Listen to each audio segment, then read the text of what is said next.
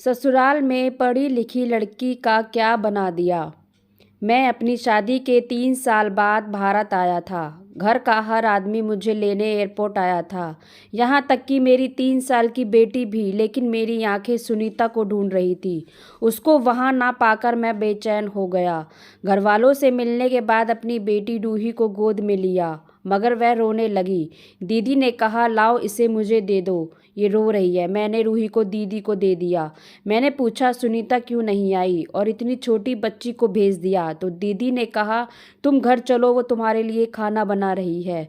कौन सा वो रोज रोज काम करती है? वो तो हम सब यहाँ हैं इसलिए वो बना रही है। मैं ये सुनकर खामोश हो गया। मैं रास्ते में सोच रहा था कि काश सुनीता भी आ जाती। खाना कौन सा ज़्यादा ज़रूरी था? मिलना ज़रूरी नहीं था। दिल उदास था। मेरे मन में बहुत से सवाल उठ रहे थे। खैर घर पहुंचा तो सुनीता गाड़ी की आवाज़ सुनकर बाहर आ गई। मैंने दूर से देखा तो दिल चाहा उसे मिल लूं, लेकिन बस दूर से ही मुस्कुरा दिया और वह पानी लेने चली गई। पूरा दिन मेहमानों का आना जाना लगा रहा और सुनीता काम में व्यस्त हो गई। रसोई से निकल ही नहीं पा रही थी। शाम को थोड़ा लोगों का आना जाना कम हुआ। सोचा उससे मिल लूं और काम में हाथ भी बटा दूंगा, लेकिन फिर माँ ने आवाज़ लगा ली। बोली, यहाँ बैठो मेरे पास। मैंने कहा, मम्मी मुझे सुनीता से कुछ बात करनी है। मम्मी बोली, उसे छोड़ो, काम खत्म करके खुद आ जाएगी। वैसे भी कौन सा काम करती है, आज ही करने लगी है। मैं हैरान था क्योंकि सुनीता के बारे में सुबह से 2 बार सुन चुका था। सुनीता के खिलाफ कहीं ना कहीं आग मेरे दिल में भी लग गई। सुबह जब दीदी ने सुनीता को काम करने पर सुनाया और साथ में मम्मी भी उसे डांटने लगी, तो मैं चुप होकर बैठ गया और सोचा शायद मम्मी और दीदी ठीक कह रही होंगी। वह मेरी माँ हैं, गलत कैसे हो सकती हैं। रात हुई। जब हम अपने कमरे में सोने गए तब सुनीता से बात करने का मौका मिला।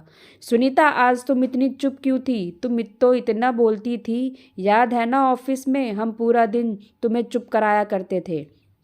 दरअसल हम एक ही ऑफिस में काम करते थे। वो मुझे पहली नज़र में पसंद आ गई थी और फिर मैंने सुनीता से शादी करने के लिए अपने घर वालों को मनाया और फिर हम एक हो गए। शादी के 1 महीने तक ही रुका और अपने जॉब के लिए विदेश चला गया। रोहन, वो मैं बस सुनीता इतना ही कहा कि हमारी बेटी रूही उठ गई। वह रोने लगी। फिर सुनीता ने उसे चुप कराकर सुला दिया और मेरी भी आंखें लग गई और सुबह बेटी के रोने की आवाज़ से आंखें खुल गई।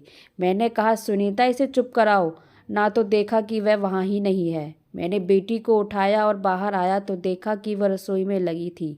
मम्मी की आवाज़ मेरे कानों में पड़ी कि सुनीता चने लाना, जरा कम पड़ गए। सब लोग खाने की मेज़ पर थे सिवाय सुनीता के। मम्मी ने आवाज़ लगाई, आ जाओ बेटा, तुम भी नाश्ता कर लो, सब है यहाँ। मैंने कहा, सुनीता कहाँ है? रूही को भूख लगी है, रो रही है। दीदी बोली, इसे मुझे दो, तुम फ्रेश हो जाओ, मैं देख लूँगी इसे। आज फिर पूरा दिन सुनीता अकेले 20 लोगों का काम कर रही थी। मम्मी ने कल बोला था कि सुनीता कुछ काम नहीं करती, फिर ये क्या है वो जो सुबह से अकेले लग रही है। मैंने कहा, सुनीता मेरा और अपना खाना बाहर ले आओ। शायद ये बात किसी को अच्छी ना लगे, पर कुछ ऐसा भी था जो मुझे भी अच्छा ना लग रहा था। सुनीता का रसोई में सुबह से दोपहर और दोपहर से शाम तक लगे रहना, हर किसी की ख्वाहिश पूरी करने में लगी रहती। मैं समझ गया कि सुनीता चुप क्यों है। मेरे आने जाने से सुनीता के चेहरे पर मुस्कान बनी रहती और मैं भी काम में उसका हाथ बटाने लगा। मम्मी की आवाज़ आई, सुनीता नाश्ता बना दे, तुम्हारी नंद आई है। दीदी तकरीबन रोज ही आ जाती थी। सुनीता की कमर में और शरीर में दर्द था और मैंने मना भी किया, पर वो चली गई नाश्ता बनाने। दीदी हम सब दीदी को बहुत प्यार करते थे। इतने में ही सुनीता ने आवाज़ लगाई, रोहन खाना लगवा दो। मैं भी उसका हाथ बटाने उठ गया। ये बात किसी को अच्छी ना लगी। नाश्ते के बाद सुनीता रूही को लेकर अंदर चली गई और मैं दीदी के पास बैठा।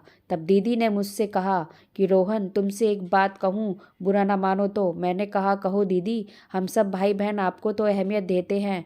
उन्होंने कहा, तुम अपनी बीवी की मदद करो, लेकिन तब जब सब सामने कोई ना हो। उसका काम उसे खुद करने दो, क्योंकि जैसा उसे आदत डालोगे वैसा ही पड़ेगी। उसे करने दो, चाहे धीरे धीरे ही करे। दीदी की बात मेरे दिल को छू गई। उसके बाद सुनीता ही काम में लगी रहती। मेरा दिल करता तो बस रूही का दूध बना देता। और फिर मम्मी नहीं चाहती थी कि मैं वापस विदेश चला जाऊं। मैं घर पर ही रहकर काम करने लगा और मैंने कभी गौर नहीं किया कि वह क्या करती रहती। जब मेरे 3 बच्चे हो गए तो घर का गुजारा करना मुश्किल हो गया। दोनों बेटी स्कूल जाती पर बेटा अभी छोटा था। तभी मैंने और सुनीता ने एक फ़ैसला लिया कि हम शहर में शिफ्ट हो जाते हैं। वहाँ सुनीता नौकरी कर लेगी और मैं घर से काम कर लूँगा। दीदी को बताया तो वह भी राज़ी हो गई और बोली, मम्मी को मत भूलना। मम्मी अपनों को छोड़कर नहीं जाना चाहती थी। बाहर जाकर हम अपने अपने काम में व्यस्त रहने लगे। फिर थोड़े दिन बाद सुनीता काम की वजह से बीमार रहने लगी। उसने मुझसे भी कहा कि मुझे डॉक्टर को दिखा दो।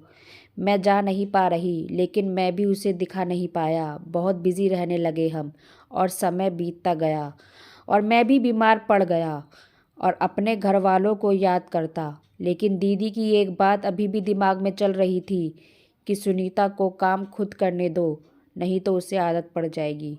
और हम भी लड़ाई झगड़े रहने लगे, कभी तेरे घर वाले कभी मेरे घर वाले, बस यही रूठना मनाना चलता रहा। और एक दिन सुनीता अस्पताल पहुंच गई और उसे ड्रिप भी लगी थी और मैं खुद को अकेला महसूस कर रहा था। मेरे घर वाले बस सुनीता का हाल चाल पूछकर फ़ोन रख देते और यहाँ बस जो बेचैन थी तो वो थी सुनीता की माँ।